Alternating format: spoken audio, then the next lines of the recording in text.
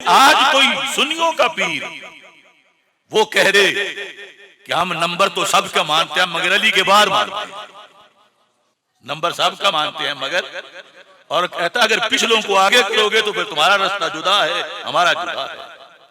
हर एक का नंबर मानते लेकिन अली से पीछे पीछे मानते, अली के बराबर नहीं, बराबर नहीं। अगर तुम पिछलों को आगे लाओगे तो फिर तुम्हारा रास्ता अपना, हमारा रास्ता अपना। हमने धक्का दे के किसी को अहले सुन्नत से नहीं निकाला, लेकिन आज वो खुद निकलने पर मजबूर हो गए। ये किसने कहा? ये उस शख्स ने कहा जो तकिया करके कई साल तक जमात अहले सुन्नत पाकिस्तान का मरकजी नाज़िम आला रहा, रियाज हुसैन शाह। ये वायरल है उसका क्लिप, कोई छुपी हुई बात नहीं। वो कहता है कि जिसको मानना है अली के पीछे बाद में मानना है, और सरकार फरमाते हैं इन्हें पहले मानना है। तो ये बगावत है या नहीं बगावत? फिर पूरी उम्मत से, मसलन हम लाहौर में तो दाता साहब की कश्फुल महजूब पढ़ो, तो कश्फुल महजूब में सबसे पहले नंबर पर दाता साहब ने जिस हस्ती को शेखुल इस्लाम लिख के जिक्र किया वो अबू बकर सिद्दीक रज़ियल्लाहु ताला अन्हु, और दाता साहब ने चौथे नंबर पर मौला अली को जिक्र किया। तो क्या दाता साहब छोटे सैयद हैं? क्या उनके जमान दिल में कोई मरोड़ था? माशाअल्लाह आज ये आड़ बनाकर शहादत की और हुब्बे अहले बैत पूरी उम्मत पर ये पानी फेरना चाहते हैं, कुरान और सुन्नत पर। अब देखो कितनी जसारत, कितने साल ये बंदा चुप रहा। हम पहले से इसको जानते थे कि इसकी नब्ज क्या है। इसने इतने साल इंतजार किया कि बड़े बड़े सारे फौत हो जाए, और इसने बहुत से एटीआई के नौजवान गुमराह करके कोई मुस्तफाई तहरीक बनाई, कोई फलाह पार्टी बनाई, कोई एटीआई बनाई। उन जवानों का कसूर नहीं, कसूर तो इसका है।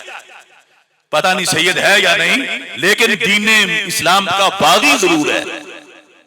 कहता है कि अली साहब के नंबर है मगर अली के बाद है, और बाद पिछलों को जो आगे लाएगा तो कहता है फिर उसका रास्ता जुदा है, मेरा जुदा है। तो मतलब आगे किसने जिक्र किया? मौला अली ने जिक्र किया। मौला अली ने जिक्र किया ना कि ये मुझसे आगे है। ये किताब शरिया है इमाम आजूरी की, 360 हिजरी में इनका विसाल हुआ था। इन्होंने अपनी किताब में जो रवायत नंबर 2036 है उस पर लिखा। अब मेरा हक है कि मैं इन सब को ललकार सकता हूं, क्योंकि मैं खुली छुट्टी दे रहा हूं। जो मैं पेश कर रहा हूं इसका जवाब दे दो।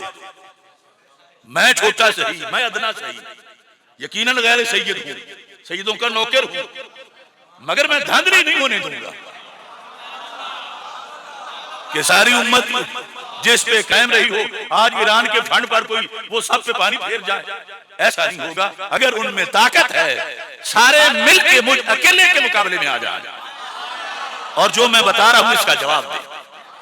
अब देखिए मौला अली रज़ियल्लाहु ताला अन्हु आपके बड़े खुसूसी साथी थे, और वो सहाबी थे हजरत अबू जुहैफा रज़ियल्लाहु ताला अन्हु।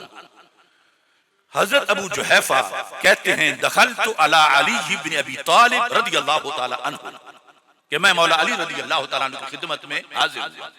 अब चूंकि ये बात अकायद मुरतब हो रहे थे, हर किसी तक बात ये नहीं पहुंची हुई थी, तो मोहब्बत के लिहाज से हजरत अबू जुहैफा, कौन? अबू जुहैफा रज़ियल्लाहु ताला अन्हु, वो खिलाफत मौला अली में भी जिंदा थे अभी, और वजारत के मनसब पर फाइज थे। कहते हैं कि जब मैं दाखिल हुआ तो मैंने बड़ी मोहब्बत से कहा या खैरन नासी बादा रसूलिल्लाहि सल्लल्लाहु अलैहि वसल्लम। हजरत अबू जुहैफा ने कहा ए अली, जो अल्लाह के रसूल अलैहि सलाम के बाद सब लोगों में से अफजल हो।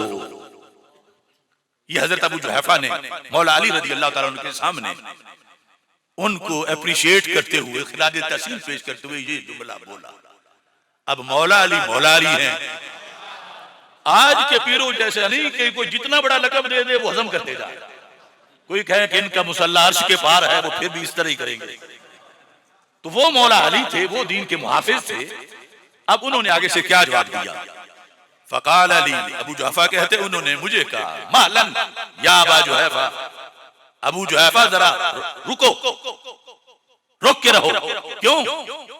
फरमा अला उखबिरुका बिखैरिन नासि बअद रसूलिल्लाहि सल्लल्लाहु अलैहि वसल्लम, मैं तुझे ना बताऊं उस हस्ती का नाम जो अल्लाह के रसूल अलैहि सलाम के बाद सबसे अफजल है। यानी मौला अली को जब ये कहा गया तो उन्होंने कहने वाले को रोका, हालांकि वो भी सहाबी थे, और रोक के कहा अला उखबिरुका, क्या मैं तुझे ना बताऊं क्या बिखैरिन नास, इस उम्मत में बाद रसूलिल्लाहि सल्लल्लाहु अलैहि वसल्लम जो सबसे खैर है और सबसे अफजल है, क्या मैं उसका नाम तुम्हें ना बताऊं? इसके साथ फरमाया अबू बकर व उमर, यानी वादे किया, फरमाया मेरा तो दूसरा नंबर भी नहीं, तुम पहला बता रहे हो। और यहां बारीकी कानून के लिहाज से ये है कि खैर के साथ कोई तकयीद नहीं, जिहत नहीं, हैसियत नहीं, कि लिहाज से मैं ना बताऊं कि अल्लाह के रसूल अलैहि सलाम के बाद फलां लिहाज से कौन अफजल है, बगैर लिहाज के फजले मुतलक कुल्ली, ये जुबान अली ने बयान किया। अब अगला सबक भी फरमा वही का या अबा जुहैफा, वही का इसमें दोनों माने होते हैं। एक माना होता तू तबाह हो जाए, बर्बाद हो जाए, और दूसरा माना होता खुदा तुझ पे रहम करे, और कुछ झंझोड़ना भी मकसद होता है। तो यहां खुदा तुझ पे रहम करे, अबू जुहैफा तुझे भी नहीं पता था इस बात का। फरमाने लगे ला यजतामु हुब्बी व बुग़्दु अबी बकर व उमर फी क़ल्बि मुमिन, फरमाया दिल मोमिन का हो, शर्त मोमिन की है, दिल मोमिन का हो तो फिर फरमाया उस दिल में मेरी मोहब्बत और अबू बकर उमर का बुग़्ज़ इकट्ठे नहीं हो सकते। अगर काफिर का दिल होगा तो फिर मेरी मोहब्बत का दावा करता फिरे और उनके बुग़्ज़ को लिए फिरे, लेकिन मोमिन के दिल में मेरी मोहब्बत और उनका बुग़्ज़ इकट्ठे नहीं हो सकते। और फिर फरमाया कि ला यजतामु बुग़्ज़ी व हुब्बु अबी बकर व उमर फी क़ल्बिल मोमिन, मेरा बुग़्ज़ हो और अबू बकर उमर की मोहब्बत हो, ये भी मोमिन के कलेजे में इकट्ठे नहीं हो सकते। अगर इस उसूल को मानकर सुन्नी बनेगा तो फिर हम अहले सुन्नत हैं, ये इकट्ठे नहीं हो सकता वैसे। और ये वहदत इस्लामी का बुनियादी नुक्ता है, ये नहीं कि हर एक अपने कुफ्र पर, बुग़्ज़ पर और अपने नस्ल पर कायम रहे और डफे मार के वहदत इस्लामी हो गई। वहदत इस्लामी का ये नुस्खा है कि एक ही नुस्खे, एक सीने में दोनों प्यार हो, तो सीना अपने से कैसे टकराएगा? हाँ, अगर एक तरफ दावेदार हो कि हम हुब्बे अली वाले हैं, दूसरी तरफ दावेदार हो हम अबू बकर वाले हैं, तो फिर लड़ जाएंगे। ना हुब्बे अली वाले सच्चे होंगे, ना हुब्बे अबी बकर वाले सच्चे होंगे, क्योंकि ये मोहब्बतें मौला अली के बकौल सच्ची होती तब हैं जब इकट्ठी पाई जाए। ये फार्मूला है इत्तेहाद उम्मत का, कि यहां दो पार्टियां हैं ही नहीं। क्यों? मोहब्बत का सबब क्या है? मोहब्बत का सबब यहां रंग गोरा होना नहीं है, मोहब्बत का सबब यहां कद का ऊंचा होना नहीं है, मोहब्बत का सबब यहां निस्बत रसूल अलैहिस्सलाम है कि ये असहाबे रसूल अलैहिस्सलाम है, ये आले रसूल अलैहिस्सलाम है। तो सबब क्या दो है? सबब तो एक ज़ात है। वो कौन है? वो अल्लाह के रसूल सल्लल्लाहु अलैहि वसल्लम। जब सबब एक हो तो मुसब्बब भी एक होता है। इस बुनियाद पर आलो असहाब की मोहब्बतें दो चीजें नहीं, एक है, और ये वहदत है, ये इत्तेहाद है।